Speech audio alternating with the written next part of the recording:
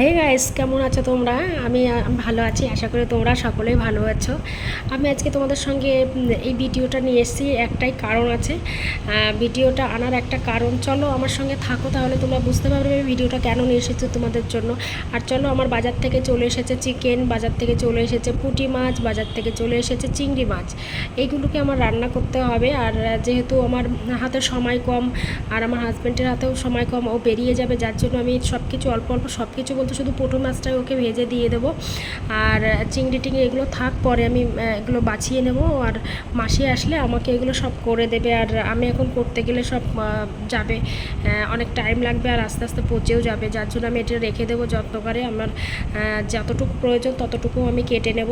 এইটা আমি কেন কাটছি তোমাদের দেখাবো। এই মাছটা এটা পুঁটি মাছ। আমি আগে খুব একটা খেতাম না, এখন বড় বড় মাছ না খেয়ে এখন ছোট মাছগুলো খাওয়ার চেষ্টা করছি। কেন কি বড় মাছ খেতে এখন যেন আমার একটু কেমন একটু লাগে। যাই হোক, তোমাদের সঙ্গে শেয়ার করব একটা খাবার আমি রান্না করেছি। জানি না তোমাদের কার কেমন লাগে, কে কেমন কোনো দিন খেয়েছো কি না। অনেকেই আছো জানোই না খাবারটার কথা, আর অনেকেই আছো হ্যাঁ খেয়েছো।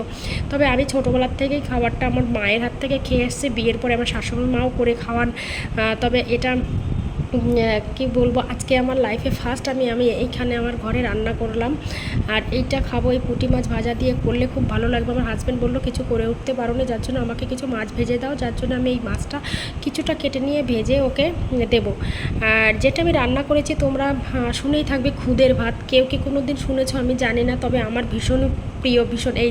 এই ভাতটা আমি রান্না করেছি, খুদের ভাত, ভীষণ প্রিয় আমার কাছে, ভীষণ ভালো লাগে। যারা খেয়েছো তারা জানবে যে এর স্বাদ কতটা। আমি ওই জন্য সবাইকে বলছি, অনেকেই তোমরা জানো না, আবার অনেকেই জানো। চলো, এই রান্নাটা আমি করলাম, করে আমার হাজব্যান্ডকে খেতে দিয়েছি। আর আমি সকালবেলা খুব একটা খেতে পারি না কিছু। আমি সকালবেলা সাধারণত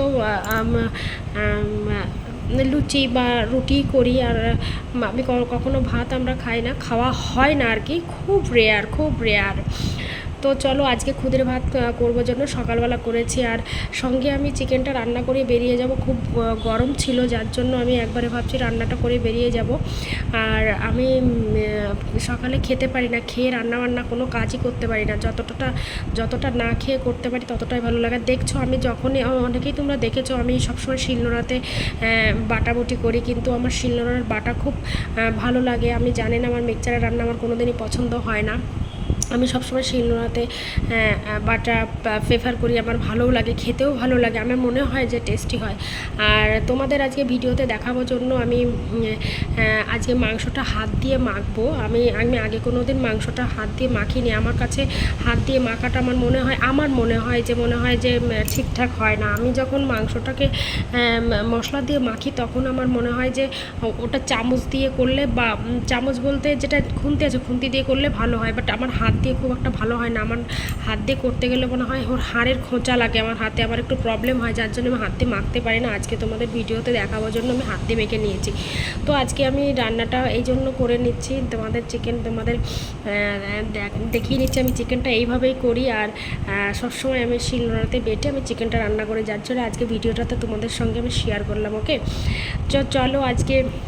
আর আমি সবসময় একটু তেল মশলা কম দিয়ে রান্না করার চেষ্টা করি আমি সব দিন। আর দেখছো যে তেলটা দেখা যাচ্ছে, চিকেনটা দেওয়ার 2-3 মিনিট পরে না আমি চিকেনটা ঢেকে দিলে দেখবে ওর ভেতর থেকে একটা তেল বেরিয়ে আসে। চিকেনের গায়ে যে তেল থাকে সেই তেলটা বেরিয়ে আসে, তাহলে কষাতে খুব সুবিধা হয়, বেশি তেল মশলাও লাগে না, ভালো হয়। চলো, আজকে আমার রান্না ডান। আজকে তোমাদের সঙ্গে এই ভিডিওটা শেয়ার করলাম, কেমন লেগেছে তোমরা অবশ্যই জানাবে। পরের ভিডিও দেখার জন্য তোমাদের আমন্ত্রণ রইল। টাটা।